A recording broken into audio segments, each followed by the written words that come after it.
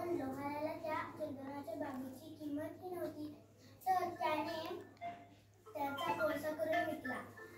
हळूहळू संपूर्ण बाग रिकामी झाली. एकदा राजा त्याच्या घराजवळून जात असताना राजाला वाटले की आता लोहाराची परिस्थिती श्रीमंत झाली असेल. तर प्रत्यक्ष पाहिल्यावर लोहाराची परिस्थिती होती तशीच होती.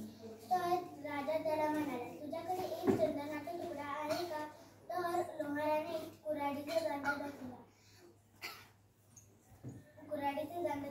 तर राजा म्हणाला त्याला की हा तुकडा घेऊन तू एका चंदनाच्या व्यापाऱ्याकडे जा. तर तो गेला आणि त्याला त्याच्या छोट्याशा तुकड्याचे खूप पैसे मिळाले. तर लोहार रडू लागला आणि राजाला म्हणाला की मला अजून एक बाग भेट मिळेल का? तर राजा म्हणाला, असली भेट वारंवार भेटत नाही. तात्पर्य, मित्रांनो, आपले आयुष्य लोहारासारखेच आहे. मानवी जीवनाच्या मूल्याचे महत्त्व आपल्या आयुष्याला